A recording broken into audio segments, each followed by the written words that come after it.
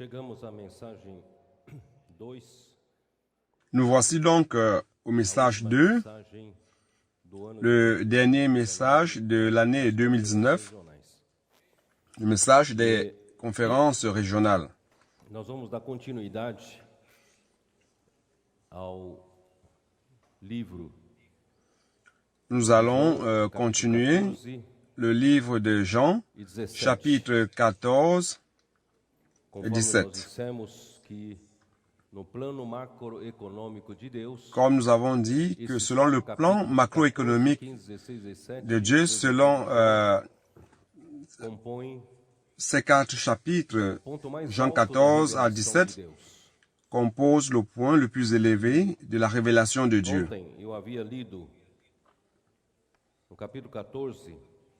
Hier, j'ai lu le chapitre 14 et lorsque je suis arrivé au verset 12,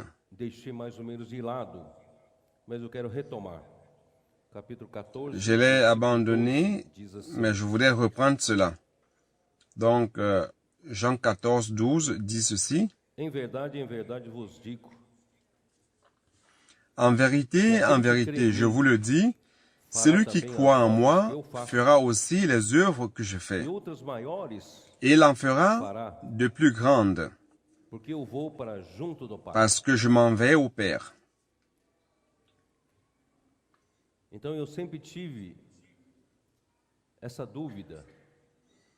J'avais toujours eu ce doute. Comment pourrons-nous faire des œuvres plus grandes que celles que Jésus a faites? Mais maintenant, en comprenant le contexte, cela devient plus compréhensible.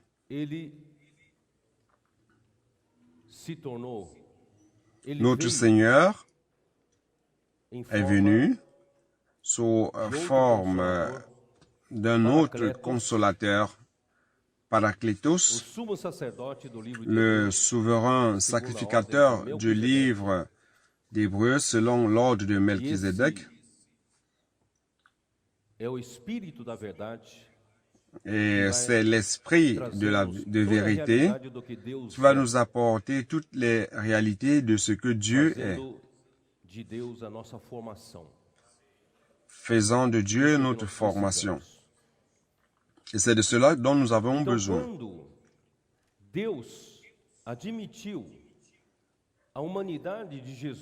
Alors, lorsque Dieu a admis l'humanité de Jésus en lui-même, dans sa propre gloire,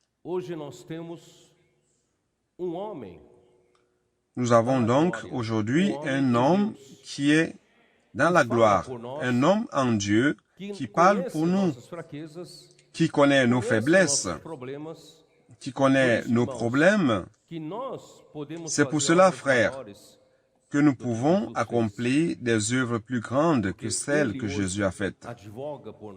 Car aujourd'hui, il nous défend, il parle à notre place devant le Père. Il sait ce dont nous avons besoin, il intercède pour nous. Et tout ce que vous demanderez en mon nom, je le ferai, afin que le Père soit glorifié dans le Fils. Comment le Père est-il glorifié dans le Fils? Lorsque le Fils accomplit l'œuvre que le Père lui a confié de faire.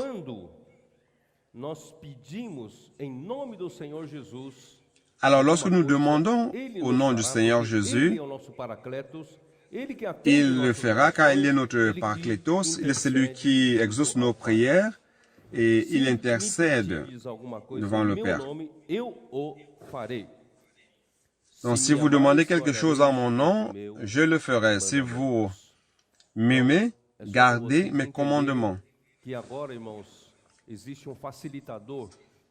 Donc, c'est pour que nous puissions comprendre qu'il existe maintenant un facilitateur, quelqu'un qui rend les choses faciles, et il est près de Dieu. C'est le souverain sacrificateur qui est allé au-delà du voile.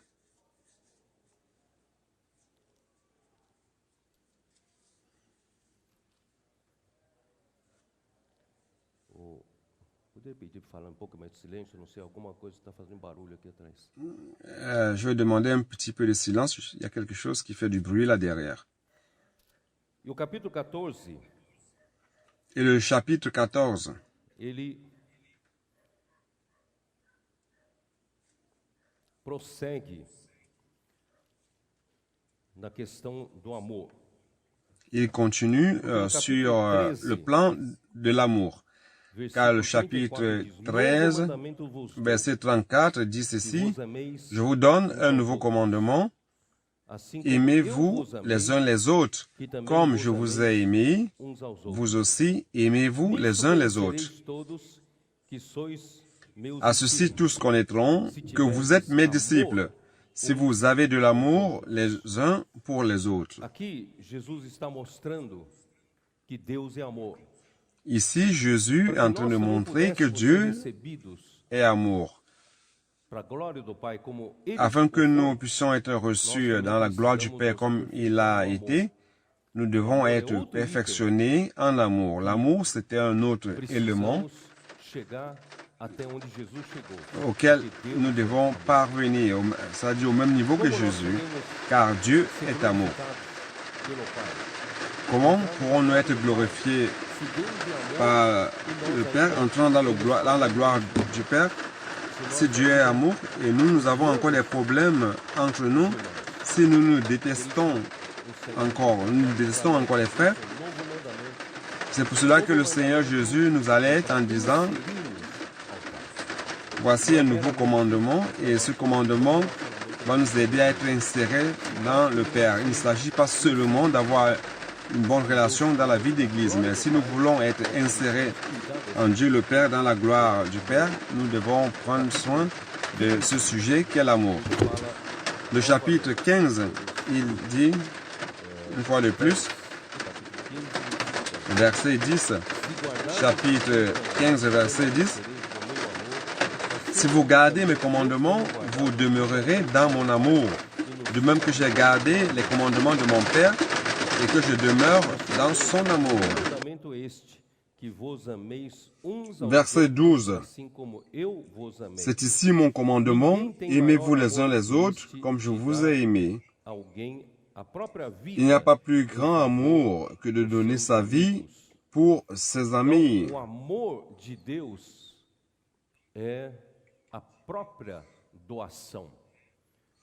Alors, l'amour de Dieu, c'est se donner soi-même, se donner soi-même. Dieu a créé toutes choses, il est à l'origine de toute la création.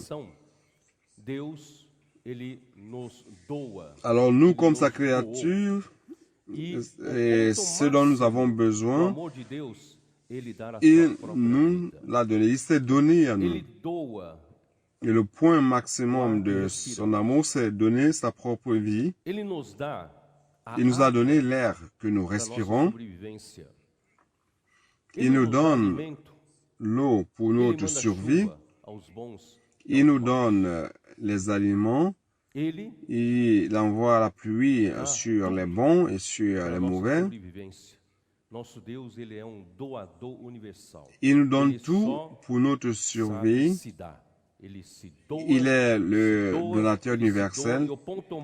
Tout ce qu'il sait, c'est de se donner, se donner, se donner. Et le point culminant de son amour, c'est de se donner lui-même. Il a donné son propre fils, il s'est donné pour nous.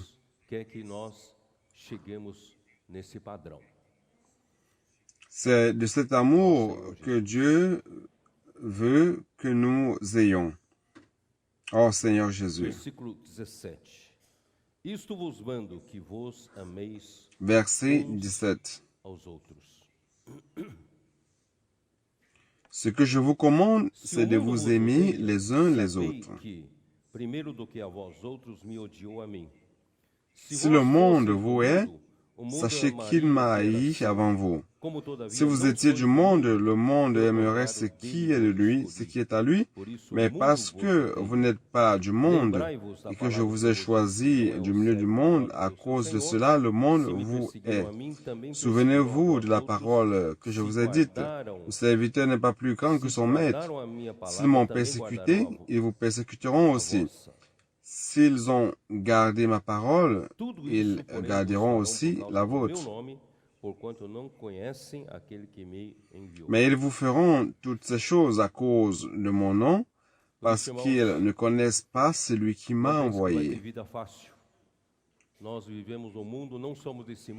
C'est pour cela, frères, ne pensez pas que la vie sera facile. Nous vivons dans le monde, nous ne sommes pas de ce monde. Ce monde a haï le Seigneur Jésus au point de le crucifier, et nous sommes ses disciples. Essayez un jour de faire une fête jusqu'à une certaine heure avancée de la nuit, personne ne se plaint. Mais si vous faites une réunion d'église et que vous chantez un tout petit peu haut, alors les voisins vont se plaindre. Car eux, ils sont du monde et nous ne sommes pas du monde. Et le monde nous est aussi. Et cela montre tout simplement, frère, que nous sommes du Seigneur. Je n'ai pas beaucoup de temps, je vais aller de nouveau au chapitre 17. Après avoir parlé, Jésus leva les yeux au ciel et dit, « Père, l'heure est venue, glorifie ton Fils, afin que ton Fils te glorifie. »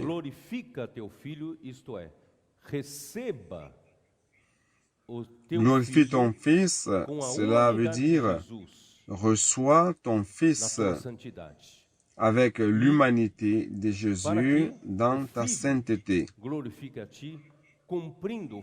afin que le Fils te glorifie, accomplissant ce que le Seigneur a toujours voulu faire à travers cette glorification.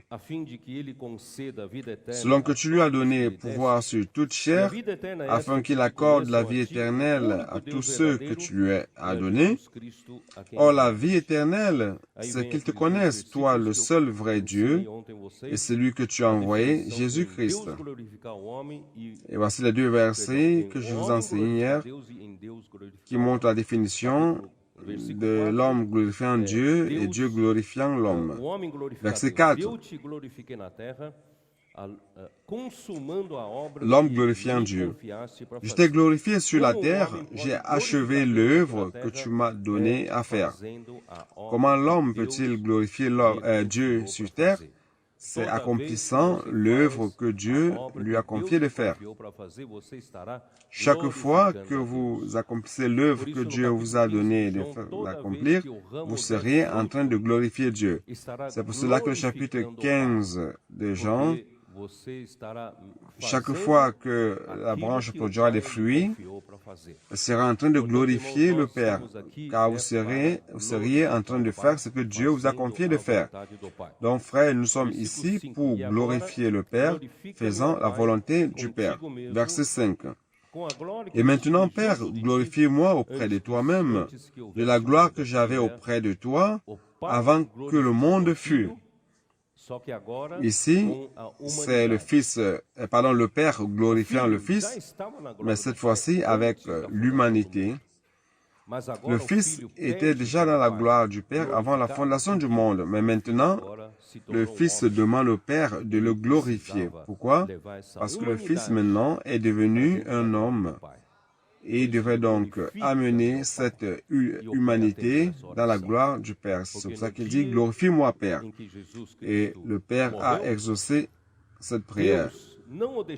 Car le jour où Jésus-Christ est mort, Dieu ne l'a pas laissé dans la mort. Dieu n'a pas laissé son corps se décomposer dans la corruption. Au contraire, il a ressuscité au troisième jour. Et Actes 13, 33 et 2e Psaume disent tu es mon fils et aujourd'hui je t'ai engendré. Aujourd'hui, dans la résurrection, Jésus-Christ a été engendré, l'homme Jésus a été engendré par la résurrection comme fils de Dieu. Il était déjà, comme Dieu, il était déjà le fils unique de Dieu. Mais maintenant, dans la résurrection comme homme, il a été engendré, fils premier-né de Dieu.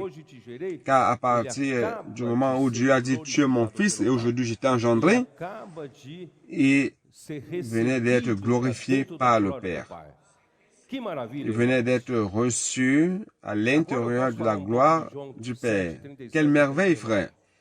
Maintenant, je peux parler un tout petit peu de Jean 23, 7, 37 à 39. Donc, vous allez mieux comprendre maintenant. Je peux en parler ou non?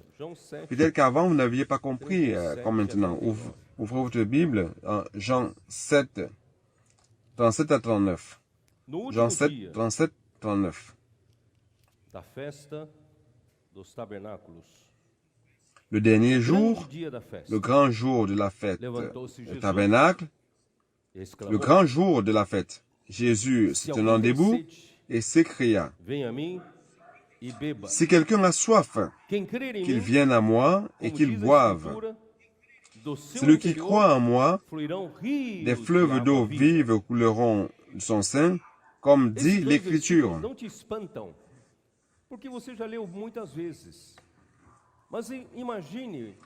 Ces deux versets ne vous étonnent pas parce que vous avez déjà lu plusieurs fois, mais imaginez au milieu d'une fête des Juifs, quelqu'un se lève comme ça et dit ceci, « Si quelqu'un a soif, qu'il vienne à moi et qu'il boive. » N'est-ce pas, vous allez regarder ce Jésus et dire, « Ce garçon, il est fou. » Allez à lui pour boire. Et encore, il dit ceci, si quelqu'un croit en moi, de son intérieur coulera une rivière d'eau vive. Alors vous ne comprenez rien. Vous dites, mais qui est-il? Et le verset suivant dit ceci, qu'il dit cela, parlant de l'Esprit, que devait recevoir ceux qui croiraient en lui, car l'Esprit n'était pas encore, parce que Jésus n'avait pas encore été glorifié. C'est-à-dire que lorsque Jésus a été glorifié, l'Esprit a été donné. C'est cela, n'est-ce pas? Alléluia. Aujourd'hui, Jésus a été glorifié. Quand Dieu l'a ressuscité. Quand Dieu l'a ressuscité, Dieu l'a admis à l'intérieur de la gloire du Père. Et lorsque Dieu l'a admis à l'intérieur de la gloire du Père, il a été glorifié. Il est alors devenu l'Esprit. Et cet esprit ou l'Esprit, c'est un autre consolateur, c'est l'Esprit de la réalité. Cet Esprit a apporté Jésus, a amené Jésus comme souverain sacrificateur selon l'ordre de Melchizedek. Que c'est puissant cela, c'est vraiment puissant. Donc à partir du moment où Jésus a été glorifié, beaucoup de choses se sont passées. Je dis cela, frère, afin que vous soyez tranquille.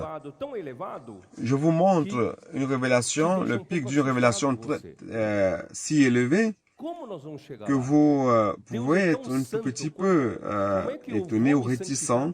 Comment allons-nous y parvenir? Dieu est tellement saint. Comment vais-je être sanctifié pour être reçu dans la gloire de Dieu? Dieu est plein d'amour, il est amour. Comment je peux parvenir au niveau du standard du patron de Dieu, standard de l'amour de Dieu pour être admis à l'intérieur de Dieu? Je ne sais pas si vous avez compris. Frère, d'un côté, cela nous fait peur. Mais d'un autre côté, vous vous rendez compte que afin que tout cela s'accomplisse en nous, que cette espérance proposée par Dieu, Dieu a aussi préparé tout ce qui est nécessaire pour nous amener à y parvenir. Amen. Car dans la glorification de Jésus, l'Esprit a été donné. L'Esprit de vérité a été donné et un autre consolateur a été donné. Il est devenu le souverain sacrificateur selon l'ordre de Melchizedek. Donc Dieu a donné tout afin qu'il soit possible que nous y parvenions. C'est ce que je voulais vous dire. Certains me posent la question suivante. Lorsque je parle de ce verset de Jean 7, 37 à 39, eu me lembro de uma pessoa lá no Expo Cristã me interpelou. je me rappelle de quelqu'un à Expo Chrétien qui m'a interpellé en disant que vous prêchez que l'Esprit Saint n'existait pas et que l'Esprit Saint commence seulement a commencé à exister après la glorification de Jésus. Il dit non, nous n'avons pas dit cela. Nous avons dit l'Esprit Saint existe depuis l'éternité passée.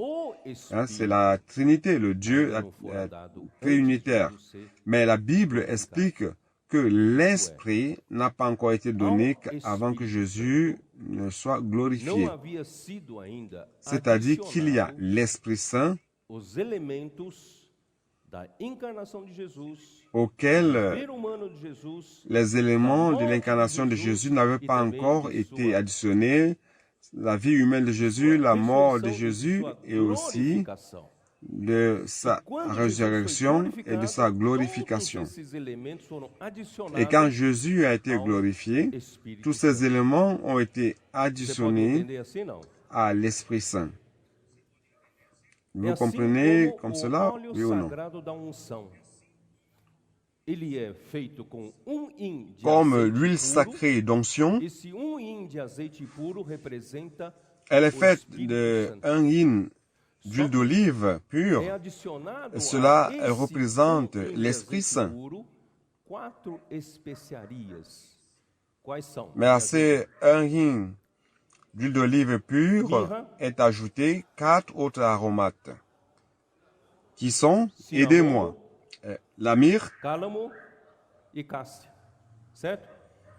le cinnamome, le roseau aromatique et la casse, n'est-ce pas?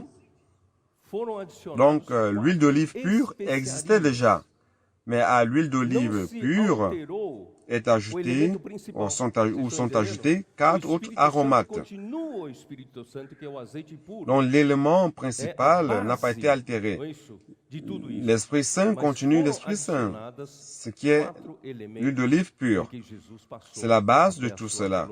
Mais à cela sont ajoutés 4 éléments par lesquels Jésus est passé jusqu'à sa glorification et être reçu par Dieu le Père. Donc tous ces éléments sont ajoutés à un hin d'huile d'olive pure et c'est devenu l'huile sacrée d'onction.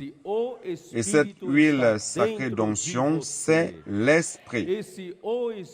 Et l'Esprit, cet Esprit est à l'intérieur de vous. Et cet Esprit, c'est un autre consolateur. Il parle à votre place, il vous connaît. Et il représente aussi l'huile sacrée d'onction qui vous guide en toutes choses. Il est aussi l'esprit de réalité qui vous remplit de toutes les réalités divines. Donc frère, que dont avons-nous encore besoin? Nous avons tout cela. Donc retournons à Jean 17.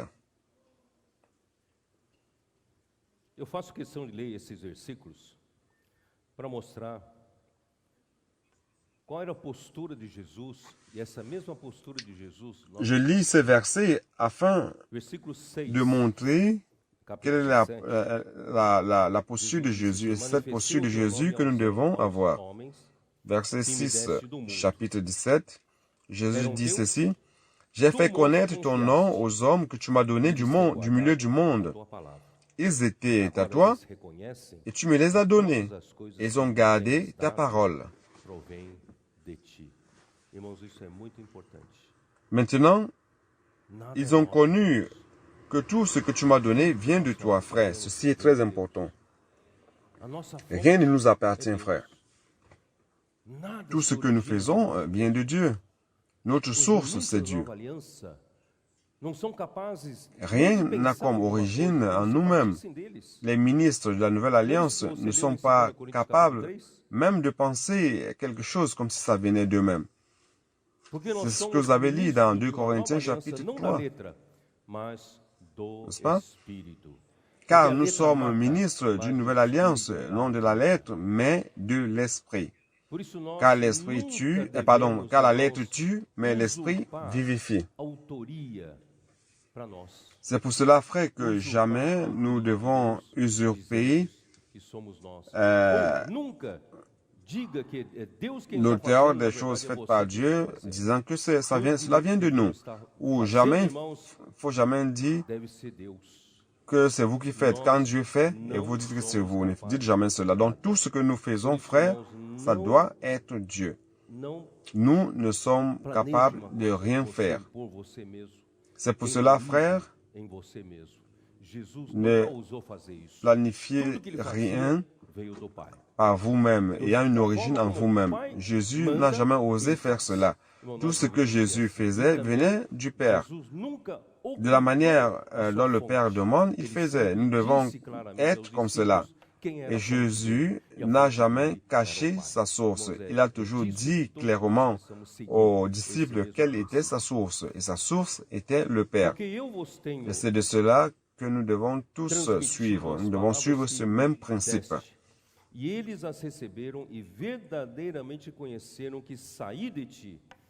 Car je leur ai donné les paroles que tu m'as données, et ils les ont reçues, et ils ont vraiment connu que je suis sorti de toi, et ils ont cru que tu m'as envoyé. Frère, cela est très important. L'origine de Jésus, c'est le Père. Il est sorti du Père, il a été envoyé par le Père. Il n'était pas là à son propre compte, mais il était là comme le porte-parole du Père, comme l'envoyé du Père. Et nous devons apprendre à agir de cette manière. Nous ne sommes pas ici pour accomplir notre propre œuvre, mais nous sommes ici comme quelqu'un envoyé par Dieu pour faire ce que nous faisons.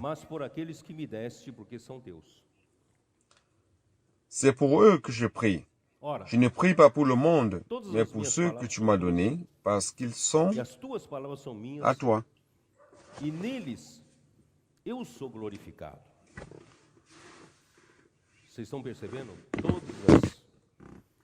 Toutes mes paroles, tout ce qui est à moi est à toi, et tout ce qui est à toi est à moi, et je suis glorifié en eux. Vous vous rendez compte? Donc, toutes les choses du Fils sont au Père, et toutes les choses du Père sont du Fils. Vous voyez cette unité intrinsèque, cette unité organique entre le Père et le Fils, dont il est difficile que nous ayons. Mais grâce à Dieu, par la vie divine de Dieu, nous commençons à connaître un tout petit peu cela. Je ne suis plus dans le monde, ils sont dans le monde, et je vais à toi. Père Saint, garde en ton nom ceux que tu m'as donnés, afin qu'ils soient un comme nous.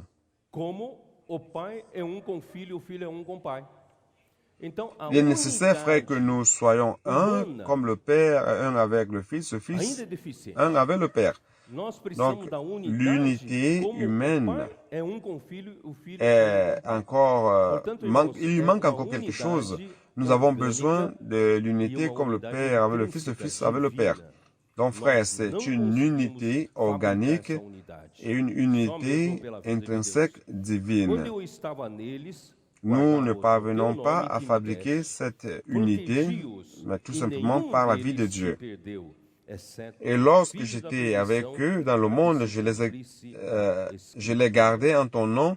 J'ai gardé ceux que tu m'as donnés, et aucun d'eux ne s'est perdu, sinon le fils de perdition, afin que l'écriture fût accomplie. Maintenant, j'ai compris. Parce qu'avant, je n'avais pas compris. Je n'ai pas compris de ce dont Jésus parlait.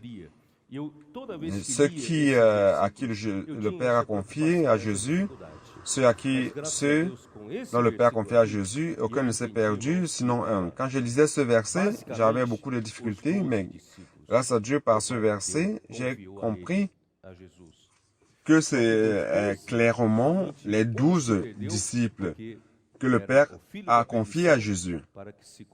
Seulement des 12, un s'est perdu, car c'était le fils de la perdition, afin que s'accomplissent les Écritures. Donc les 11 qui sont restés étaient les hommes que le Père a confiés au Fils et dont le Fils n'a laissé se perdre. Pourquoi j'insiste en cela, ou sur cela? Car nous sommes dans ce principe. Beaucoup sont appelés, mais peu sont élus. Dans Jean 6, il y avait une multitude qui suivait Jésus. Jésus a accompli la multiplication des pains et beaucoup se sont rassasiés des pains et ils voulaient faire de Jésus roi. Et Jésus s'est retiré dans le désert.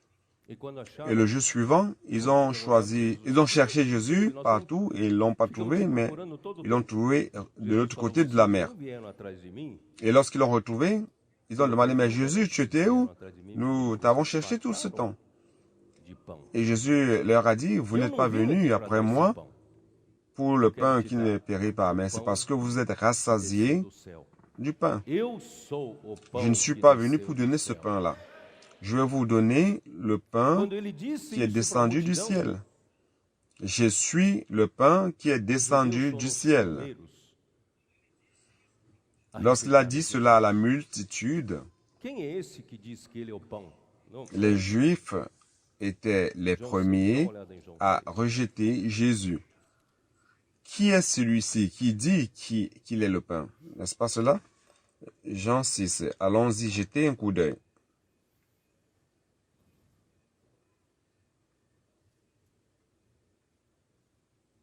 Versículo 24. Quando, pois, viu a multidão que Jesus não estava ali, nem os seus discípulos, tomaram os barcos e partiram para Cafarnaum à sua procura. Verset 24.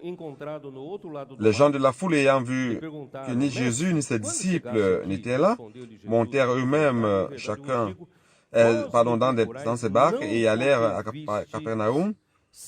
Et à la recherche de Jésus, et l'ayant trouvé au-delà de la mer, il lui dit, Rabbi, quand es-tu venu ici? Jésus leur répondit, en vérité, je vous le dis, vous me cherchez non parce que vous avez vu des miracles, mais parce que vous avez mangé des pains et que vous avez été rassasiés. Travaillez non pas pour la nourriture qui périt, mais pour celle qui subsiste pour la vie éternelle, et que le Fils de l'homme vous donnera, car c'est lui que le Père, que Dieu a marqué de son sceau. Alors, ils se sont un peu montés un tout petit peu spirituels. Qu'allons-nous faire pour faire les œuvres de Dieu? Jésus leur répondit, l'œuvre de Dieu, c'est ce que vous croyez en celui qu'il a envoyé. Donc l'œuvre de Dieu se réalise lorsque nous croyons en celui qu'il a envoyé. C'est si simple que cela. Nous devons être de cette simplicité, obéissant, croyant en la parole et les choses s'accompliront. Alors, lui dire, quel miracle fais-tu donc, afin que nous le voyions et que nous croyons en toi? Que fais-tu? Nos pères ont mangé la manne dans le désert selon ce qui est écrit. Il leur donna le pain du ciel à manger. Jésus leur dit, en vérité, je vous le dis, Moïse ne vous a pas donné le pain du ciel. Mais mon Père vous donne le vrai pain du ciel. Car le pain de Dieu, c'est celui qui descend du ciel et qui donne la vie au monde. Et leur dit, Seigneur, donne-nous toujours de ce pain. Jésus leur dit, je suis le pain de vie. Celui qui vient à moi n'aura jamais faim et celui qui croit en moi n'aura jamais soif. Mais je vous l'ai dit, vous m'avez vu et vous ne croyez point. Frère, voyez comment c'est difficile de croire. C'est difficile de croire. Vous avez vu les pains que Jésus a multipliés, mais croire en l'envoyé de Dieu, c'est quelque chose de très difficile. Oh Seigneur É isso, Jésus. né? Onde eu estou?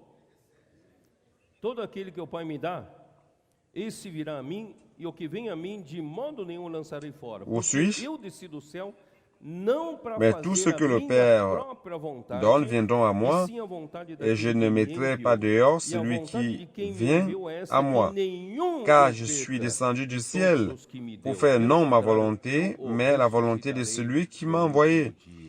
Or, la volonté de celui qui m'a Nenhum envoyé, o c'est que perca. je ne perde rien Você de sabe ce quem são esses qu'il que m'a nenhum donné, eu perca? mais que Hein? je le ressuscite au dernier jour, São os eleitos. que je ne perde De aucun. fato, a vontade de meu Pai é Savez-vous que qui sont todo homem que ceux-ci, vir ao qu'aucun Filho je ne e perds? nele crê tenha vida eterna, Ce sont e eu les o élus. ressuscitarei no último dia. Aí La começaram a volonté de mon murmurar os Père, judeus, c'est que murmuraram, quiconque pois, voit que le os Fils et judeus croit en sobre ele lui dissera, eu ait la sou vie o pão que éternelle, desceu do et je céu. le Diziam, ressusciterai au não é dernier este jour. Jesus, o filho de José? Et les Juifs Acaso murmuraient não à son sujet conhecemos o parce Pai e a qu'il mãe? avait dit, je Como, suis le pois, agora pain diz qui est descido descendu do du céu? ciel. Irmãos, é Et il disait, difícil n'est-ce pas là Jésus, le fils de Joseph, celui dont nous connaissons le Père et la Mère? Comment donc dit-il, je suis descendu du ciel? Você conhece Frère, seu pai, você conhece sua mãe, você conhece il est seus parentes. difficile de croire en un É prophète difícil crer parmi nous. na época de Moisés, Car vous connaissez son père, vous connaissez sa mère, vous connaissez ses parents. porque ah, C'est Miriam difficile e Arão de croire à l'époque de Moïse, en son temps, aux paroles de Moïse. Pourquoi? Então, Car tudo é Marie problema et para o homem Aaron crer. étaient O homem les não consegue frères crer. aînés Aí é de Moïse. Et prejudicado Moïse quem avait crê. pris la femme Então, versículo éthiopienne. 41. Murmuraram, pois, dele os judeus. Donc tout porque est fait disseram, pour que l'homme croie, mais "Então, l'homme n'arrive pas à então, croire. aí, Et versículo 43. c'est donc de Respondeu-lhe Jesus, créer des "Não préjudices à murmureis entre ceux vós. qui croient. Ninguém pode vir a mim se o Pai que me enviou não o trouxer, e eu Dans o verset ressuscitarei 43, no Jésus último leur dia." répondit, ne Está murmurez pas entre escrito vous. nos profetas, Nul ne e peut serão venir à todos moi ensinados si le por Père Deus. qui m'a envoyé ne l'attire, et je le Portanto, todo ressusciterai aquele que au da dernier parte do jour. Pai tens ouvido aprender, Il est esse écrit vem dans a les mim. prophètes, ils seront Não que tous alguém tenha enseignés visto o de Pai, Dieu. salvo aquele que vem de Deus. Ainsi, quiconque a Esse o entendu tem le Père visto. et a Em reçu verdade, son eu vos digo, enseignement quem crer em mim tem vient a à vida moi. eterna. Eu sou o C'est pão que da vida. nul Vossos n'a pais vu le comeram Père, maná no deserto, sinon esse- celui qui e vient morreram. de Dieu. Esse é o pão que desce Celui-là do céu. a vu le Père. En vérité, je vous le dis, celui qui croit en moi a la vie éternelle. Je suis le pain de vie. Vos pères ont mangé la main dans le désert et ils sont morts. C'est ici le pain qui descend du ciel afin que celui qui en mange ne meure point. Je suis le pain vivant qui est descendu du ciel. Si quelqu'un mange de ce pain, il vivra éternellement. Et le pain que je donnerai, c'est ma chair Et je donnerai pour la vie du monde. Alors là, c'était la goutte d'eau qui débordait le vase. Les Juifs se posaient la question, comment il va-t-il nous donner de sa chair? Jésus, là-dessus, 52, là-dessus, les Juifs disputaient entre eux, disant, comment peut-il donner sa chair à manger? Jésus leur dit, en vérité, je vous le dis, si vous ne mangez la chair du Fils de l'homme et si vous ne buvez son sang, vous n'aurez point la vie en vous-même. Celui qui mange ma chair et qui boit mon sang a la vie éternelle. Et je le ressusciterai au dernier jour, car ma chair est vraiment une nourriture et mon sang un vrai breuvage. Celui qui mange ma chair et qui boit mon sang demeure en moi et je demeure en lui. Comme le Père qui est vivant m'a envoyé et que je vis par le Père, ainsi celui qui me mange vivra par moi. Pour les Juifs, il est fou. Mais ceux qui ont été envoyés par le Père, pour eux, cette parole est la vie. Et c'est ici le pain qui est descendu du ciel. Il n'en est pas comme de vos pères qui ont mangé la manne et qui sont morts. Celui qui mange de ce pain vit éternellement. Jésus dit ces choses dans la synagogue enseignant à Capernaum. Donc vous voyez que la multiplication, lors de la multiplication du pain, la multitude a suivi Jésus pour le pain, donc ils se sont rassasiés. Mais lorsque Jésus a commencé à parler du véritable pain, les Juifs étaient les premiers à le rejeter. Et ils n'arrivaient pas à accepter cette parole. Mais maintenant, verset 60. Pas seulement les Juifs, mais plusieurs de ses disciples, après l'avoir entendu dire, « Cette parole est dure, qui peut l'écouter ?» Frère, Interpelou-os, isto vos escandaliza? Que será, pois, se vides o Filho do Il Homem n'est pas subir toujours ao lugar onde nécessaire ele que nous estava? écoutions ce dont nous voulons écouter, ce que nous voulons écouter, mais ce que Dieu veut nous dire. Beaucoup de ses disciples ont commencé à abandonner Jésus, mais Jésus, sachant lui-même que ses disciples murmuraient à ce sujet, leur dit, « Cela vous scandalise-t-il? Et si vous voyez le Fils de l'homme monter où il était auparavant, c'est l'esprit qui vivifie, la chair ne sert de rien.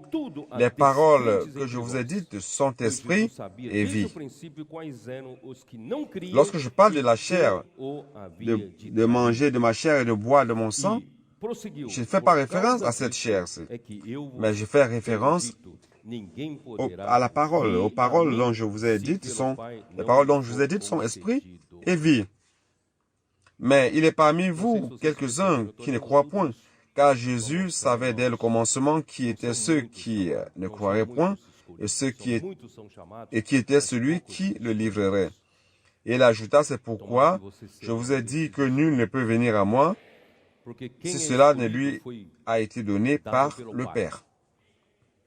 Je ne sais pas si vous vous en rendez compte, je lis tout cela, frère, pour vous montrer qu'il n'y a pas beaucoup d'élus. Beaucoup sont appelés, mais peu d'élus. J'espère que vous êtes de ces élus. Car celui qui est élu est celui qui a été donné par le Père. Dès ce moment, plusieurs de ses disciples se retirèrent et ils n'allaient plus avec lui. Plusieurs de ses disciples, je ne parle pas des Juifs qui étaient les opposants, mais ses disciples qui le suivaient. Et plusieurs d'entre eux n'allaient plus avec lui. Alors, il paraît que les 12 sont restés, donc Jésus leur pose la question. Jésus donc dit aux 12, « Et vous, ne voulez-vous pas aussi vous en aller ?» Simon-Pierre lui répondit, « Seigneur, à qui irions-nous? Tu as les paroles de la vie éternelle. Et nous avons cru, et nous avons connu que tu es le Christ, le Saint de Dieu. » Jésus leur répondit, « N'est-ce pas moi qui vous ai choisi, vous les 12, et l'un de vous est un démon. » Il parlait de Jésus Iscariote, fils de Simon, car c'était lui qui devait le livrer, lui, l'un des 12. Pourquoi j'ai voulu lire tout cela, frère? La multitude suit Jésus à cause de leurs propres intérêts. La multitude suit Jésus pour le pain dont il s'est rassasié, pour la guérison d'une maladie, ou alors d'un besoin ou d'un intérêt personnel. Nous ne sommes pas en train de suivre Jésus pour un intérêt personnel. Nous sommes ici uniquement, frères, pour faire la volonté du Père. Est-ce que vous êtes disposés à cela?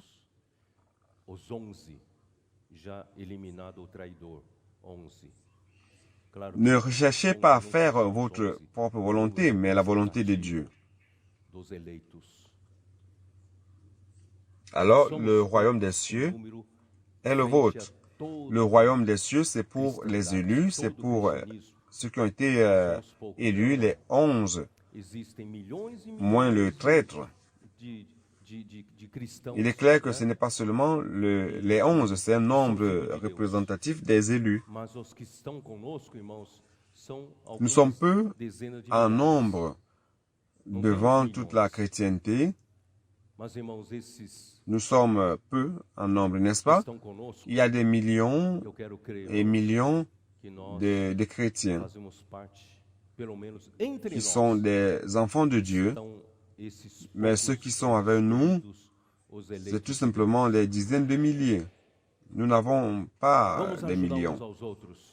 Nous n'atteignons pas le million, mais ceux-là qui sont avec nous, je voudrais croire, frère, que nous faisons partie, tout du moins parmi nous, il existe ces peu élus de Dieu.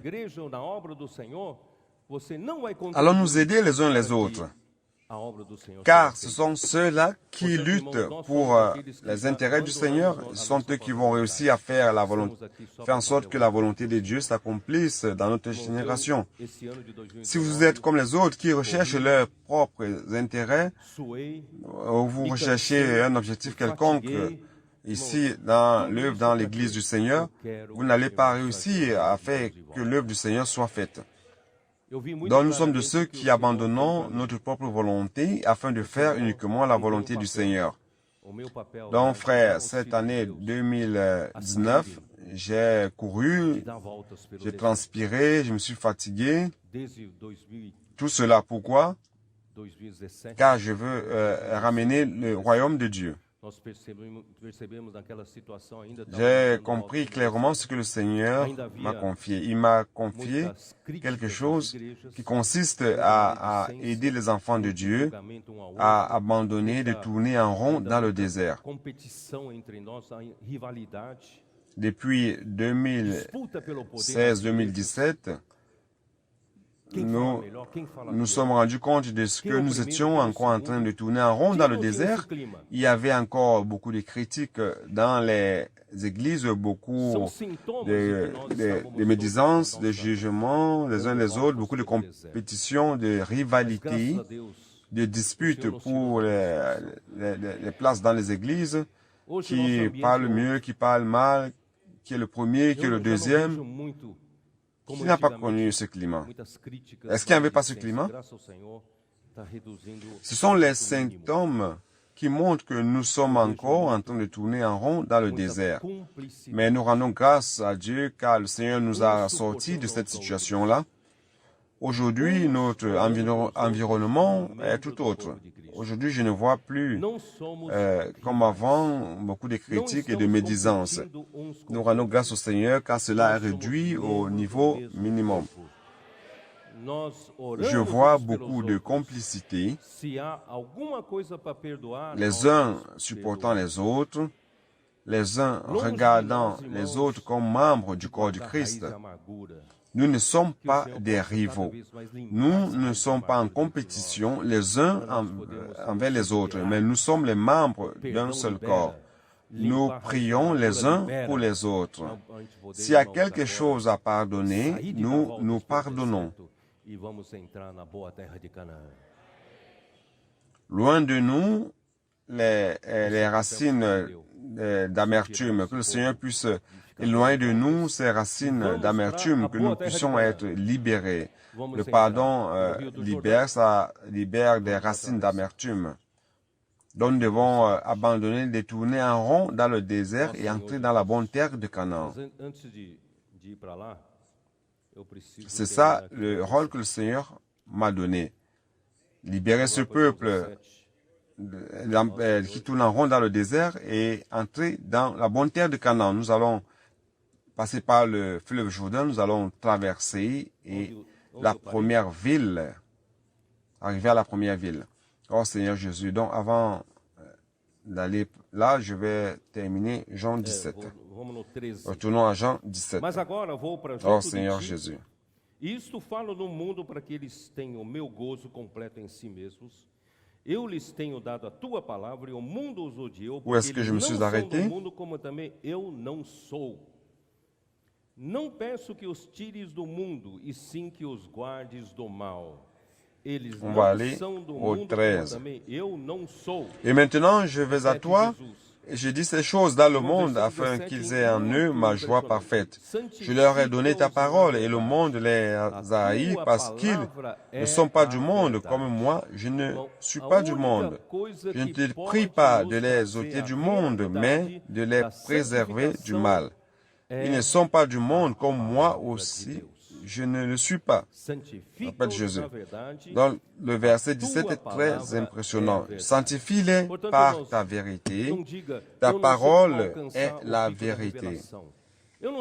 Frère, la seule chose qui peut nous apporter la réalité de la sanctification, c'est la parole de Dieu. Sanctifie-les par ta vérité. Ta parole est la vérité. Donc, frère, ne dites pas, je ne sais comment parvenir au pic de la révélation. Je ne sais comment parvenir au niveau de la perfection où j'aurai tout simplement les éléments qui sont à Dieu en amour, justice, sainteté, unité. Je n'ai pas encore cela, mais comment y parvenir? Ne vous faites pas de soucis, suivez les pas du troupeau, pratiquez la parole prophétique. Selon nos nécessités, Dieu va nous donner sa parole prophétique. Vous allez être sanctifiés en vérité, dans la vérité. La parole de Dieu, c'est la vérité. Comme tu m'as envoyé dans le monde, je les ai aussi envoyés dans le monde. Et je me sanctifie moi-même pour eux, afin qu'eux aussi soient sanctifiés par la vérité. Donc pour nous, le Seigneur Jésus s'est sanctifié dans la vérité. Il fallait qu'il arrive au niveau maximum de la sainteté pour être accepté par Dieu dans sa résurrection. Là, nous rendons grâce à Dieu car il n'y a eu aucun défaut en cela. Dieu l'a approuvé et l'a reçu en lui. De cette même manière, frère, je crois que Dieu va utiliser Jésus pour travailler en nous. Ce n'est pas pour eux seulement que je prie, mais encore pour ceux qui croiront en moi par leur parole. Maintenant, nous allons entrer dans un sujet qui est sérieux, qui est l'unité. Verset 21. Afin que tous soient un, comme toi, Père, tu es en moi, et comme je le suis en toi, afin que eux aussi soient un en nous, pour que le monde croie que tu m'as envoyé. Frère, l'unité, c'est quelque chose dont nous n'avons jamais pensé comme étant une essence de Dieu. Mais je voudrais vous l'expliquer de cette manière. Dans l'éternité passée, avant que Dieu créa le monde, n'est-ce pas qu'il n'y avait que Dieu? Oui ou non? Il n'y avait que Dieu, je l'ai dit hier. Et ce Dieu, c'est le Dieu d'amour, le Dieu saint, c'est le Dieu de justice, le Dieu qui est lumière, le Dieu pur, de pureté. Et rappelez-vous, ce Dieu est aussi un Dieu d'unité. Peut-être que vous n'avez jamais pensé à ce point. Dieu, dans tout cet univers, il n'existait que Dieu, un seul. Bien que dans cette unité, il y a le Père et le Fils. Mais le Père et le Fils sont un. Celui qui a vu le Fils a vu le Père. Car ils sont tellement un. Que ce qui est du Père et du Fils, ce qui est du Père et du Fils, ce qui est du Fils et du Père, cette unité est Dieu lui-même. Dieu est un. La caractéristique de Dieu, c'est l'unité. Je ne sais pas si je parviens à me faire comprendre. Je voudrais que vous compreniez cela. Notre Dieu est dans l'essence un seul Dieu. Et c'est c'est son unité. Bien qu'il y ait le Père et le Fils, mais le Père et le Fils, en essence, sont un. Et cet unique Dieu ne connaît pas la division. Cet unique Dieu ne connaît aucun conflit. Cet unique Dieu ne connaît pas l'inimitié. Il ne connaît pas quoi? Il ne connaît rien d'autre qui ne soit l'unité. Lorsqu'il a créé le monde, la rébellion de Satan s'est installée et a détruit cette unité. Le serpent a trompé Ève et l'unité a été rompue dans l'humanité. Donc, l'humanité qui devait être un, aujourd'hui, nous avons beaucoup d'inimitié, d'envie, de jalousie, de disputes. Tout cela parce que le péché est entré et la mort est entrée dans le monde et cela a été transmis à tous les hommes. Mais Dieu veut nous ramener, il veut nous ramener vers cette unité. Vous comprenez, frère? Cette unité, frère, c'est l'unité du Père avec le Fils. Car dans l'éternité future, il ne peut y avoir de rivalité, de dualité, de conflit, de division. Il faut qu'il y ait la paix, qu'il y ait l'unité. Donc, frère, l'unité que nous avons conquise jusqu'à maintenant est insuffisante. Nous devons plus travailler dans cette unité. Cette unité doit être la même unité du Père avec le Fils, du Fils avec le Père. Donc, je vais vous lire le verset 21 de nouveau. Afin que tous soient un, comme toi, Père, tu es en moi et moi, je suis en toi, afin que eux aussi soient un en nous, pour que le monde croie que tu m'as envoyé. Je leur ai donné la gloire que tu m'as donnée, afin qu'ils soient un comme nous sommes un. Frère, la gloire, c'est Dieu lui-même. Lorsque Dieu lui-même entre en nous, il nous fait devenir un, car Dieu est un seul. Dieu est un Dieu d'unité. Le lieu où Dieu occupe l'espace ne peut régner que l'unité à cet endroit. Donc en Dieu, il n'y a pas de division. Donc nous avons besoin de Dieu pour avoir l'unité. Ce n'est pas une unité fabriquée, mais c'est l'unité du Père avec le Fils et du Fils avec le Père. Je vais lire une fois de plus le 22. Je leur ai donné la gloire que tu m'as donnée afin qu'ils soient un comme nous sommes un. Moi en eux et toi en moi, afin qu'ils soient parfaitement un. Donc, premièrement, Jésus est devenu l'esprit de réalité, un autre consolateur.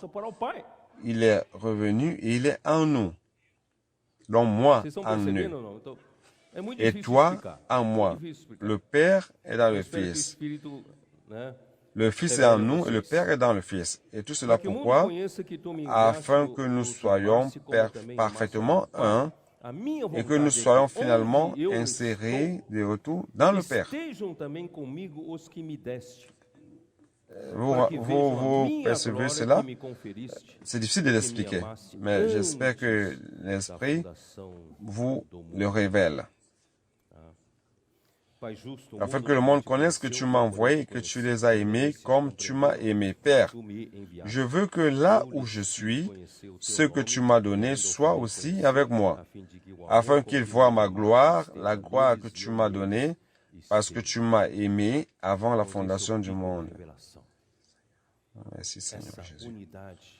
Père juste, le monde ne t'a point connu, mais moi je t'ai connu, et ceux-ci ont connu que tu m'as envoyé. Je leur ai fait connaître ton nom, et je les ferai connaître afin que l'amour dont tu m'as aimé soit en eux, et que je sois en eux. Frère, ça c'est le pic de la révélation. Cette unité, je crois que nous n'avons jamais prêché cette unité de cette manière.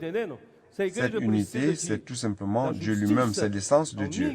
L'essence de Dieu, c'est cette unité. En d'autres termes, si vous voulez avoir cette unité, si l'Église veut avoir cette unité, c'est de Dieu. L'Église doit avoir la sainteté. C'est de Dieu. On a besoin de Dieu. Si vous voulez avoir l'amour de Dieu, on a besoin de Dieu. Si l'Église a besoin de la justice au niveau de Dieu, alors on a besoin de Dieu. En d'autres termes, nous devons parvenir à ce niveau d'avoir la réalité de tout ce que Dieu est. C'est pour cela que l'objectif de Dieu, c'est de nous amener un jour à être comme Dieu est en vie et en nature. Seigneur Jésus. Et le livre d'Hébreux, hier je suis arrivé jusqu'où? Je pense que c'est le chapitre 3, n'est-ce pas?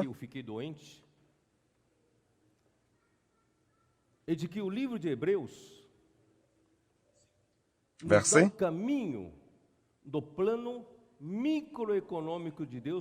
Vous allez jusqu'au 14, n'est-ce pas?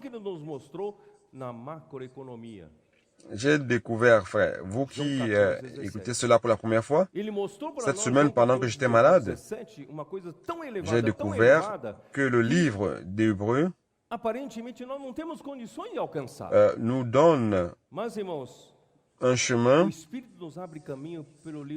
du plan microéconomique de Dieu afin de parvenir à la vision qu'il nous a révélée dans son plan macroéconomique dans Jean 14 à 17. Nous a montré dans Jean 14 à 17 une chose tellement élevée, et dont apparemment nous n'avons aucun moyen d'y parvenir. Mais l'Esprit nous ouvre le chemin par le livre d'Hébreux. Et le livre d'Hébreux nous montre, frère, que nous sommes capables d'y parvenir.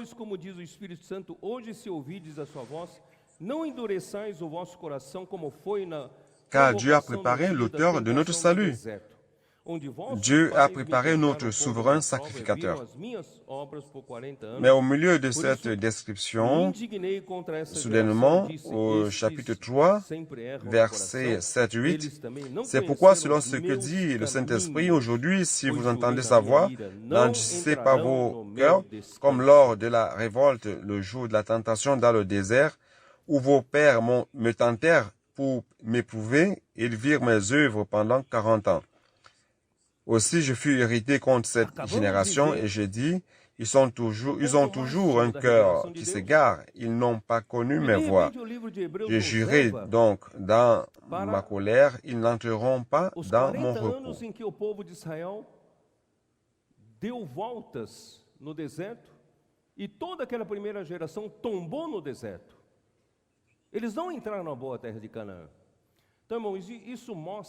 Nous venons de voir le point maximum de la révélation de Dieu.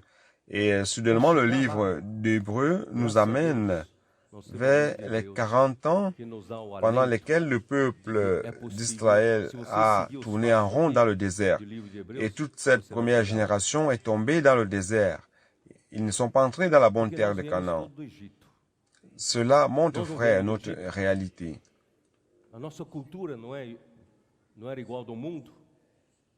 Pour y parvenir, nous rendons grâce à Dieu car nous avons le livre d'Hébreux qui nous encourage, qui dit que qu'il est possible, si vous suivez les pas d'Hébreux, du livre d'Hébreux, vous y parviendrez. Car nous sommes tous venus d'Égypte. Ne sommes-nous pas venus d'Égypte? Notre culture n'est pas pareille à la culture du monde. Nous étions tous acculturés à ce monde. Nous sommes entrés dans l'Église, nous avons commencé à vivre la vie d'Église encore avec la tête des Égyptiens, encore avec des choses spirituelles. Moi, frère, je suis né dans ce corps. Malheureusement, ce corps est physique. Ce corps est tridimensionnel. J'ai appris les choses, pas les choses que j'ai entendues, que j'ai senties, à travers ce corps. Donc, ce corps est venu dans le monde tridimensionnel. Et ce monde tridimensionnel est tout pour moi. J'évalue toute chose avec une référence par rapport au monde tridimensionnel. Mais lorsque j'ai cru en Jésus, il y a quelque chose qui s'est passé en nous qui s'appelle foi. Et cette foi, frère, m'a donné accès au monde d'une autre dimension. Donc, au monde d'une autre dimension. Et cette autre dimension, c'est la dimension où Dieu vit, la dimension spirituelle, la dimension céleste. Et je ne suis pas habitué à cela. Je suis habitué à ce que je vois. Donc, frère, cette première génération qui était habituée à vivre en Égypte, à travers la culture égyptienne, est sortie et allée dans le désert et ne parvenait pas à voir avec les yeux de la foi. Donc la foi, c'est la première des choses la plus importante pour celui qui veut y parvenir. Qui est-ce qui veut y parvenir? Donc vous devez apprendre cette foi. Apprendre à voir cette foi. Bien que à vos yeux tout paraît tomber, et que votre vie paraît finir, se terminer, pardon, donc vous devez voir par les yeux de la foi.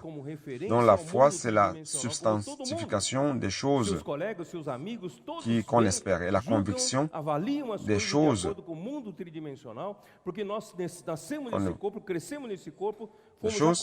qui ne se voient pas. N'est-ce pas? Donc nous devons apprendre à partir de maintenant à ne plus juger les choses selon la référence du monde tridimensionnel comme tout le monde. Vos collègues, vos amis voient, jugent et évaluent les choses selon ce monde tridimensionnel. Car nous sommes nés dans ce corps, nous avons grandi dans ce corps, nous avons été acculturés à voir les choses à travers ce corps. Mais maintenant, nous sommes d'une autre culture. Nous devons connaître maintenant les chemins de Dieu, nous devons connaître Dieu. Et Dieu n'est pas dans cette dimension, Dieu est dans une autre dimension. Vous comprenez, frère? C'est ça la vie de l'Église.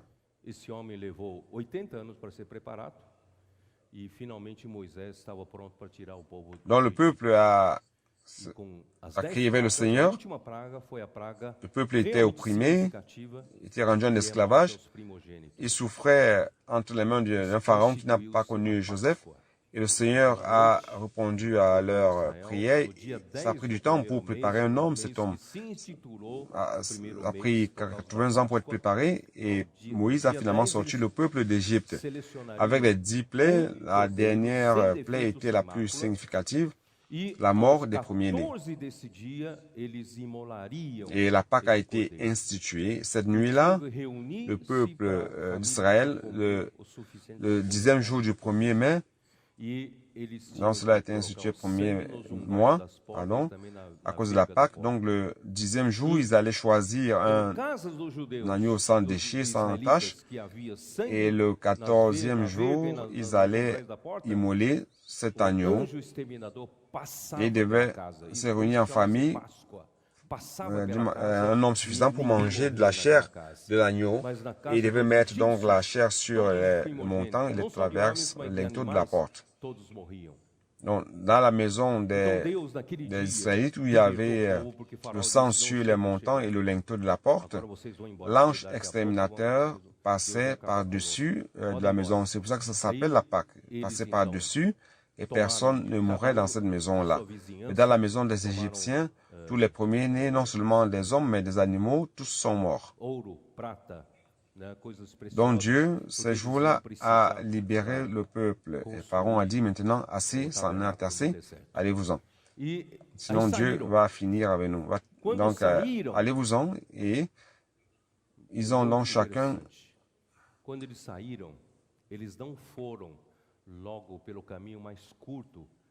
Chacun a pris de l'or, de l'argent, des choses précieuses, parce qu'ils allaient construire le tabernacle dans le désert. Et ils sont partis. Lorsqu'ils sont partis, c'est très intéressant. Lorsqu'ils sont partis, ils ne sont pas allés immédiatement par le chemin le plus court pour arriver à la terre de Canaan. Nous avons une carte, n'est-ce pas? C'est déjà là, ok. Nous avons une carte.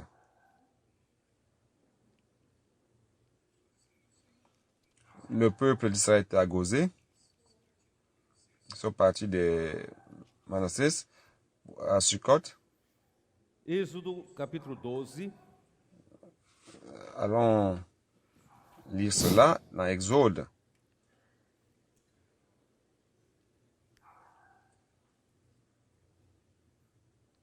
Versículo 37. Assim partiram os filhos de Israel de Ramessés para Sucote, cerca de 600.000 homens a pé, Exode 12. somente de homens, sem contar mulheres e crianças. Por isso que nós estimamos o número, contando com mulheres e crianças, chega a cerca de 2 milhões de pessoas.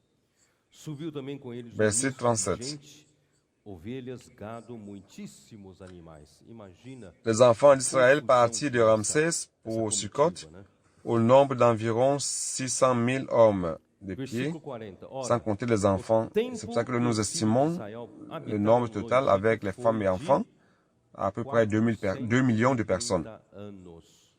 Une multitude de gens de toute espèce montèrent avec eux. Ils avaient aussi des troupeaux considérables de brebis et de bœufs. Imaginez toute la confusion. Verset 40.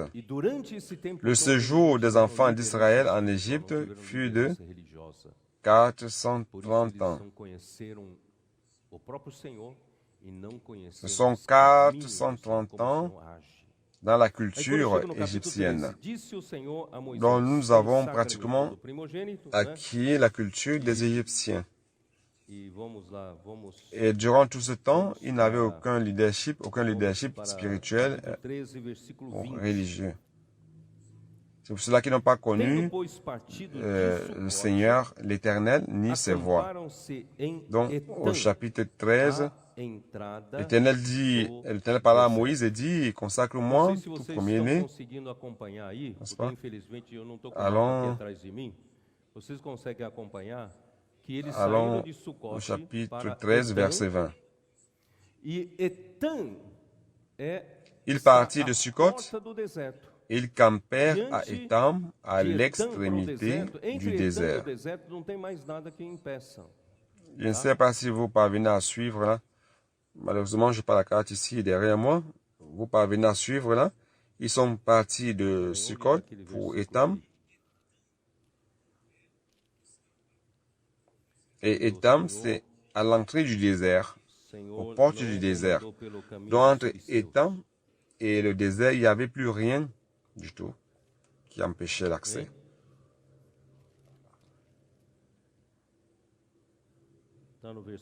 Non, attendez, où est ce verset qui dit que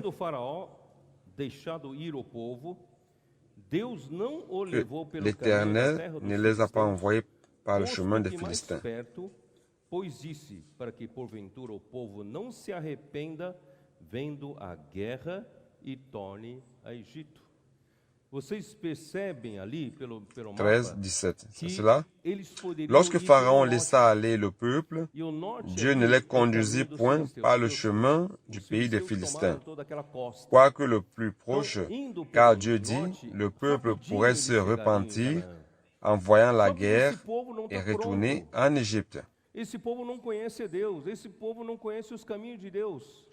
Vous percevez que vous apercevez que sur la carte, ils pouvaient passer par le nord, et là il y avait les Philistins, donc allant vers le nord, et très rapidement ils allaient arriver à Canaan. Mais ce peuple-là n'était pas prêt. Ce peuple ne connaissait pas Dieu. Ce peuple ne connaît pas le chemin de Dieu. Comment ce peuple allait donc lutter, allait donc participer à la guerre? Donc frère, nous ne pouvons pas affronter les guerres si nous ne sommes pas prêts. Êtes-vous prêts? Notre unité doit être prête. L'amour doit être prêt. L'édification doit être prête. L'unité, écoutant une seule voix de trompette, suivre les nuées, tout cela s'apprend dans le désert. Frère. Dieu ne les a pas amenés par le chemin le plus court. Les Philistins, au contraire, ils sont passés par le désert. Mais arrivés à Étam, c'était déjà pour entrer dans le désert. Verset 21.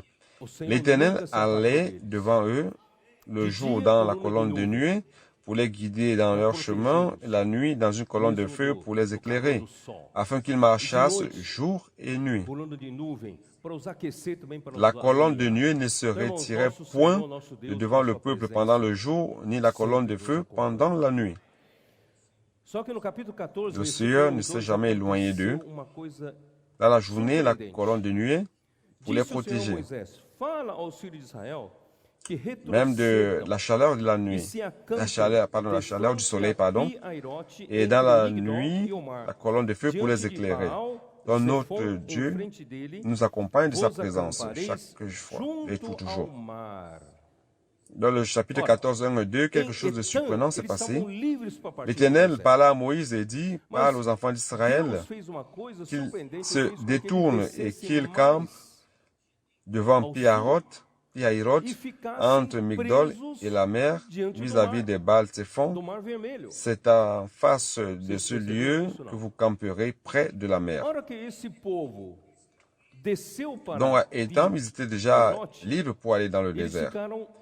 Mais Dieu a fait quelque chose de surprenant. Il a fait en sorte qu'ils descendent plus vers le sud et qu'ils soient pris devant la mer Rouge. Vous apercevez de cela, oui ou non? Lorsque ce peuple est descendu à Pi-Hahiroth, ils étaient donc coincés. Devant, il y avait la mer Rouge et derrière, c'était l'Égypte. Lorsque Pharaon a appris que ce peuple a fait cela, Pharaon a dit, je pense qu'ils sont en train de me demander de les ramener. Je pense qu'ils ne veulent pas quitter l'Égypte. Ils veulent rester ici. Je vais aller les chercher. Car c'était une main-d'œuvre spécialisée et moins chère. Donc, Pharaon a été stimulé, a été attisé pour aller récupérer ce peuple et le ramener en Égypte. Car jusqu'alors, Pharaon n'avait pas encore eu cette idée de poursuivre le peuple d'Israël. Vous apercevez, n'est-ce pas? Parfois, le Seigneur fait des choses qui, à vos yeux, paraissent une grande erreur. N'est-ce pas? Mais, Ésaïe 55 dit,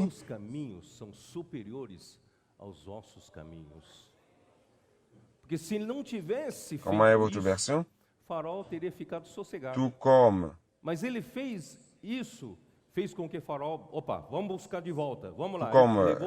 les cieux sont éloignés de la terre, mes pensées sont différentes des vôtres et mes chemins sont supérieurs à vos chemins. Car s'il n'avait pas fait cela, Pharaon serait resté tranquille. Mais il a fait cela afin que Pharaon se dise, allons les chercher. Il a pris les meilleurs, les chevaux, les cavaliers, les chars, et ils sont allés les suivre. Après, lorsqu'ils sont arrivés là, il y a une autre chose de surprenant aussi qui s'est passé, que vous n'avez certainement pas bien lu dans votre Bible. Jetez un coup d'œil au chapitre 14, verset 10. Pharaon approchait, les enfants d'Israël levèrent les yeux, et voici les Égyptiens étaient en marche derrière eux. Et les enfants d'Israël eurent une grande frayeur et crièrent à l'Éternel. Ils dirent à Moïse, n'y avait-il pas de sépulcre en Égypte, sans qu'il fût besoin de nous mener mourir au désert? Que nous as-tu fait en nous faisant sortir d'Égypte? Vous voyez, frère, un peuple qui n'a pas connu Dieu, qui ne connaît pas Dieu. N'est-ce pas là ce que nous te disions en Égypte? Laisse-nous servir les Égyptiens, car nous aimons mieux servir les Égyptiens que de mourir au désert. Regardez un peuple ingrat. Moïse répondit au peuple, ne craignez rien, restez en place et regardez la délivrance que l'Éternel va vous accorder en ce jour. Car les Égyptiens que vous voyez aujourd'hui, vous ne les verrez plus jamais. L'Éternel combattra pour vous et vous gardez le silence. Moïse était le seul qui connaissait l'Éternel.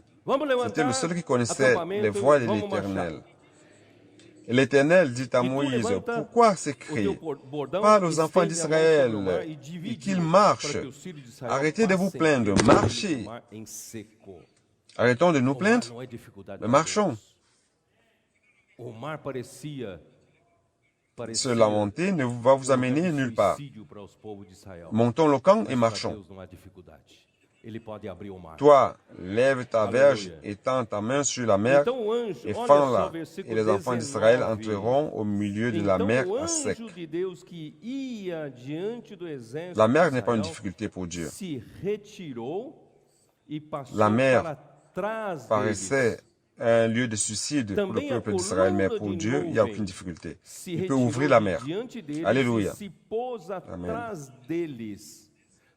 Alors l'ange, regardez donc le verset 19. l'ange de Dieu qui allait devant le camp d'Israël partit et alla derrière eux.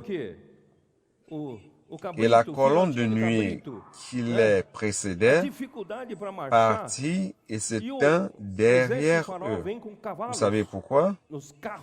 Car imaginez, dans le peuple d'Israël avait 2 millions de personnes, hommes, femmes, enfants, animaux, transportant quoi? Les chevaux, les cabris, la difficulté de marcher.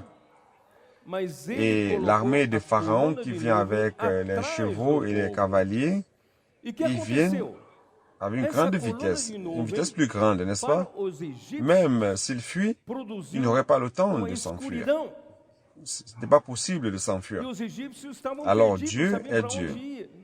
Il a non seulement ouvert la mer, mais il a mis la colonne de nuée derrière le peuple.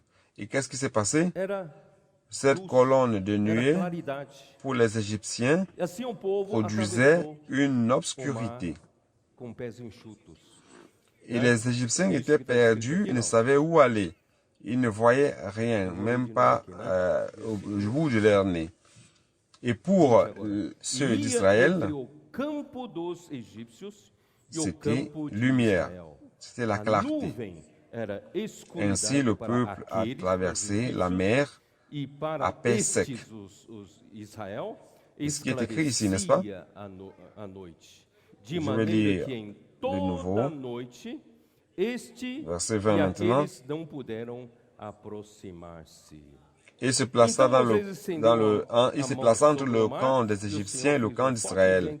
Cette nuée était ténébreuse d'un côté et de l'autre, des Égyptiens, et de l'autre, elle éclairait la nuit pour les Israélites. Et les deux camps n'approchèrent point l'un de l'autre pendant toute la nuit. Moïse étendit sa main sur la mer, et l'Éternel refoula la mer par un vent d'Orient qui souffla avec impétuosité toute la nuit. Il mit la mer à sec, et les eaux se fendirent. Allons déjà à la fin, verset 24. À la veille du matin, l'Éternel, de la colonne de feu et de nuée, regarda le camp des Égyptiens et mit en désordre le camp des Égyptiens. Il ôta les roues de leurs chars et en rendit la marche difficile. Les Égyptiens dirent alors, « Fuyons devant Israël, car l'Éternel combat pour lui contre les Égyptiens. » Ils ont reconnu eux-mêmes que Dieu était le Dieu d'Israël. Le verset 31. Israël vit la main puissante que l'Éternel avait dirigée contre les Égyptiens et le peuple craignit l'Éternel et il crut en l'Éternel et en Moïse, son serviteur. Donc depuis tout ce temps, le peuple a appris à craindre l'Éternel, à croire en l'Éternel et à croire en Moïse, son serviteur. Mais je ne veux plus continuer de parler de cette histoire, c'est beaucoup de choses à raconter. Beaucoup de murmures encore. Il manquait de l'eau, ils sont allés à Mara, et les eaux étaient amères, et ils se sont plaints. Le Seigneur a demandé à jeter un morceau de bois, et l'eau est devenue douce. Et le Seigneur les a réconfortés avec 70 palmiers et 12 sources. Et plus tard, ils se sont plaints du manque de viande. Ils avaient envie de manger de la viande. Et tout comme les Brésiliens aiment la viande, et Dieu leur a donné la viande. Il a envoyé des perdrix, la caille, il a envoyé la caille, et après Dieu a fait descendre la manne du ciel. Et durant tout ce temps, Dieu a pris soin d'eux, mais eux, ils ne voyaient que des défauts, des problèmes, ils se plaignaient, se plaignaient et se plaignaient. Frères, Deus está mostrando para vocês que o lorsque nous propósito arrivons à final de Cap Deus Balnéa, é Deus inserir você les nele mesmo. 12 espions Deus está qui ont mostrando para espionné você la que terre sont você revenus. será inserido na glória do Ils ont Pai. vu que la terre était réellement Não, a bonne, terra é cette muito terre que boa, Dieu mas quando leur nós avait vamos promise, chegar, mais il était impossible de la temos conquérir. dificuldade. Chaque fois nous As sommes cidades comme são ça, fortificadas. Dieu vous montre une bonne terre. São grandes. Dieu est en train de Nós vous vamos ser montrer derrotados. Certamente vamos ser derrotados. que Por isso, son irmão, plan vamos tirar final, esse c'est pessimismo de de vous nós. insérer en lui-même. Vamos confiar Dieu est na en train de obra vous do montrer Senhor. O que Senhor vous é capaz de serez fazer. insérés dans la gloire O du Senhor Père. apenas no deserto está nos La terre est treinando tellement bonne, mais comment nous allons y parvenir? confiar Il y a no beaucoup de Senhor. difficultés.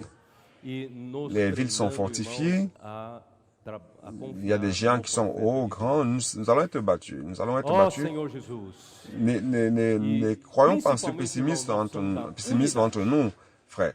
Nous allons nous confier à l'œuvre du Seigneur, car il va l'accomplir. Le Seigneur est en train de nous entraîner dans le désert, nous apprendre à nous confier au Seigneur, à avoir confiance au Seigneur et au prophète de Dieu. Oh Seigneur Jésus. Et principalement, frères, nous avons besoin d'unité. Croire en la parole du prophète et l'unité entre le peuple d'Israël. Pourquoi? Car quand nous allons traverser le fleuve du Jourdain, est-ce que vous voyez cela sur la carte? Lorsque nous traversons le fleuve du Jourdain, quelle est la première ville qui doit être battue? Jéricho. Et pour battre Jéricho, quelle est l'exigence? L'exigence, c'est notre unité. Nous devons être un. Nous devons croire en la parole du Seigneur et croire aveuglement, croire en utilisant notre foi. Et la parole de Dieu dit, comment vous allez vaincre cette guerre de Jéricho? Vous allez tourner autour de la ville une fois par jour. C'est une folie, n'est-ce pas?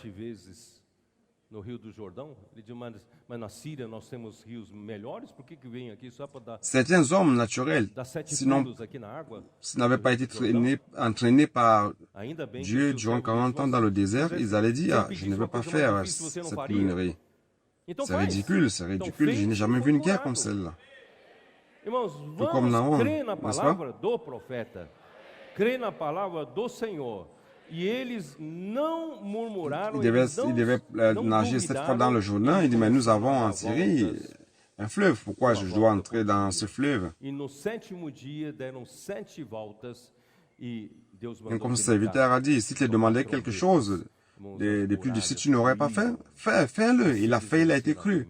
Frère, croyons en la parole du prophète, croyons en la parole du Seigneur. Et ils n'ont pas murmuré, ils n'ont pas douté, ils ont commencé à tourner autour de la ville une fois par jour. Le 7e jour, ils ont tourné autour de la ville 7 fois et Dieu leur a dit de crier et que les trompettes soient jouées. Alors la muraille est tombée, c'est comme cela qu'ils ont gagné la première guerre. La première guerre a été vaincue par Dieu et par notre foi, notre unité. Dieu a besoin de cela. Lorsque nous entrons pour conquérir la bonne terre, nous devons avoir cette unité.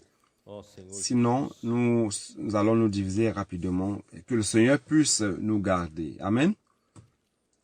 Je n'ai plus trop le temps de parler de cela. Je vais retourner à Hébreu.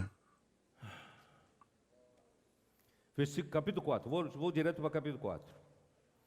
Temamos, pois, portanto, que sendo nos deixada a promessa de entrar no descanso de Deus, suceda parecer que algum de vós tenha falhado, porque também a nós foram anunciadas as boas novas, como se deu com eles, mas a palavra que ouviram não lhes aproveitou, visto não ter sido acompanhada pela fé naqueles que... Je vais directement au chapitre 4. Irmão, nós precisamos acompanhar pela fé. Craignons donc, tandis que la promesse d'entrer dans son repos subsiste encore, qu'aucun de vous ne paraisse être venu trop tard. Car cette bonne nouvelle nous a été annoncée aussi bien qu'à eux, mais la parole qui leur fut annoncée ne leur servit de rien, parce qu'elle ne trouva pas de la foi chez ceux qui l'entendirent. Frères, nous devons accompagner par la foi chaque parole qui vient. Utilisez votre foi. Rappelez-vous, la foi vous fait voir les choses dans la dimension de Dieu. Si vous vivez comme un Égyptien, vous allez juste voir les choses matérielles. Mais si vous vivez par la foi, les yeux de la foi vont vous faire voir les choses que les autres ne voient pas. Et vous parvenez à voir la dimension de Dieu. Verset 13. Il nous enseigne. Est-ce que nous avons des difficultés? Oui, nous en avons. Les niveaux de difficultés vont augmenter, mais regardez dans le verset 3. Verset 3. Pour nous qui avons cru, nous entrons dans le repos. Selon qu'il dit, je jurai dans ma colère, ils n'entreront pas dans mon repos. Frères, lorsque nous croyons, nous entrons dans le repos. Verset 9. Il y a donc un repos de sabbat réservé au peuple de Dieu, car celui qui entre dans le repos de Dieu se repose de ses œuvres comme Dieu s'est reposé des siennes. Frères, nous aurons des guerres, nous aurons des jours difficiles à venir, car vous savez que la conquête du royaume est toujours une lutte. Nous sommes en train de lutter contre le royaume des ténèbres. Nous voulons que le Seigneur revienne, que son royaume vienne. Donc, c'est une lutte qui est pour les guerriers, pour les valons. Mais nous luttons dans le repos de Dieu, frères. Rappelez-vous toujours de cela. Si nous luttons avec notre propre force, frères, nous allons nous tuer à force de lutter et nous n'allons rien accomplir. Donc, nous rendons grâce à Dieu car j'ai appris à servir le Seigneur dans le repos de Dieu. Dans la transition, pour le départ du frère, donc, le Seigneur, j'ai beaucoup prié au Seigneur. Le Seigneur a répété plusieurs fois, j'ai donné ce témoignage. Dans Exode 33, Dieu m'a donné ce verset merveilleux, n'est-ce pas? Et vous tous, vous connaissez déjà, Exode 33, verset 14. Le Seigneur, il lui répondit, ma présence sera avec toi et je te donnerai du repos. La présence du Seigneur étant avec nous, il nous donnera du repos. Le ministère de la Nouvelle Alliance n'est pas le ministère de la lettre, c'est le ministère de l'Esprit. Laissez l'Esprit travailler. Ce n'est pas la force de votre chair, ce n'est pas la puissance de votre force qui va accomplir l'œuvre de Dieu, mais c'est l'Esprit, c'est Dieu lui-même qui accomplit son travail, son œuvre. Donc, nous rendons grâce à Dieu pour cette parole de promesse. J'ai appris à servir le Seigneur dans le repos de Dieu. Car, de par le passé,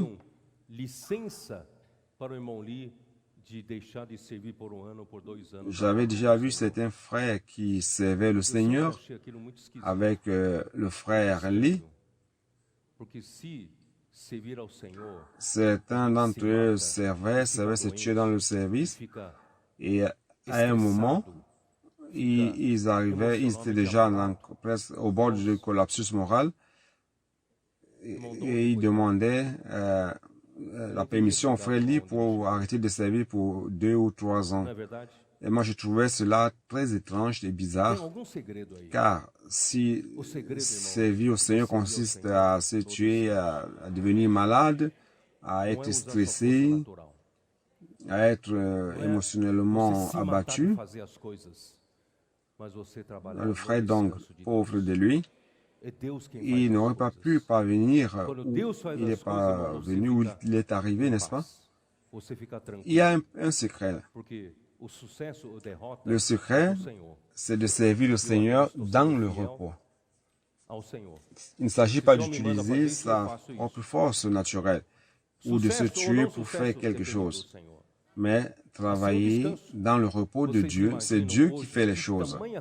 Lorsque Dieu fait les choses, frère, vous êtes en paix, vous êtes tranquille, car le succès ou l'échec, c'est du Seigneur. Donc vous êtes tout simplement fidèle au Seigneur. Si le Seigneur m'envoie aller faire ceci, je le fais. Succès ou non-succès, cela dépend du Seigneur. Mais moi, je suis dans le repos. Imaginez aujourd'hui quelle grande charge j'aurais eu si j'étais avec ma propre force naturelle, essayant de servir le Seigneur, me tuant, servant le Seigneur. Frère, je n'aurais pas pu supporter. Mais rendons grâce au Seigneur car il nous donne un chemin. N'est-ce pas? C'est lui qui est entré dans le repos de Dieu, lui aussi s'est reposé de ses œuvres comme Dieu. De sienne. Donc, je n'ai pas beaucoup de temps pour lire. Le chapitre 5 dit qu'on doit arrêter d'être des enfants dans la foi, qu'on arrête de prendre du lait spirituel. C'est le moment de prendre de la nourriture solide. Si nous devons entrer dans la bonne terre des Canaan, on doit mûrir. Assez d'être enfant. Alors, arrivé au chapitre 5, et c'est là où je vais, 6, pardon, et c'est là où je vais terminer. Le chapitre 6, oh Seigneur Jésus. Il y a beaucoup de choses riches, mais il n'y a pas de temps. Je vais lire le dernier verset, chapitre 6, verset 17. C'est pourquoi Dieu, voulant montrer avec plus d'évidence aux héritiers de la promesse l'immutabilité de sa résolution, intervint par un serment. Qu'est-ce que cela veut dire? C'est que Dieu nous a révélé dans Jean 14 à 17, c'est une promesse de Dieu, n'est-ce pas? Toute la parole de Dieu est une promesse. Et principalement, ce pic de la révélation de Dieu, c'est la promesse de Dieu de ce que nous allons y parvenir. Alors, vous n'avez pas cette perception, c'est une promesse. Mais cependant, cette promesse est tellement élevée, au point que l'homme doute qu'il puisse y arriver. Alors, qu'est-ce que Dieu fait? Dieu dit, d'accord. Au-delà de la promesse, je vais donc m'interposer en serment. Je vais jurer. Donc, il n'a pas un être supérieur à lui par lequel il pourrait jurer. Il a juré par lui-même. Dans verset 17, c'est pourquoi Dieu voulait montrer avec plus d'évidence aux héritiers de la promesse l'immutabilité de sa résolution intervint par un serment, afin que par deux choses immuables dans lesquelles il est impossible que Dieu mente. Quelles sont ces deux choses? La promesse et le serment. Donc, à travers la promesse de Dieu qui est déjà forte, donc le serment encore plus fort. Si vous mettez ensemble ces deux choses, il est impossible que Dieu mente. Vous ne pouvez pas sortir de cette conférence pensant que Dieu est en train de vous tromper et que vous n'allez pas y parvenir. Frère, nous allons y parvenir. Alors,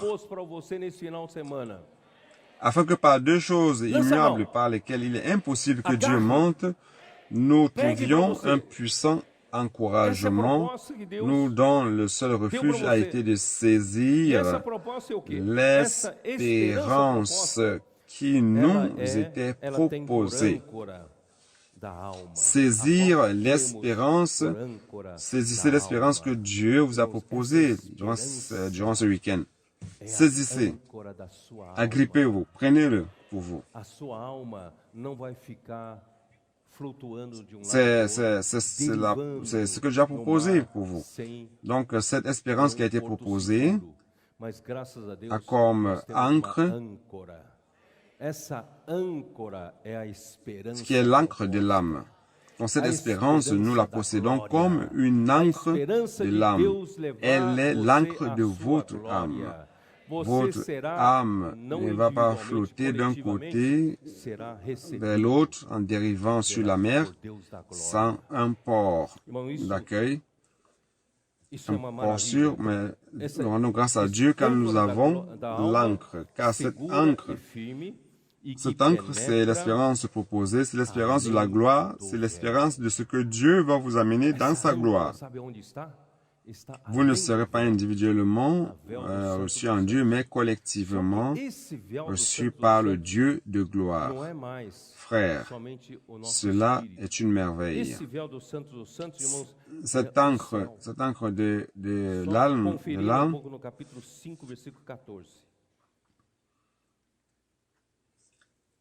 est sûre et solide, elle pénètre au-delà du voile. Vous savez où elle est? Elle est au-delà du voile, du Saint des Saints.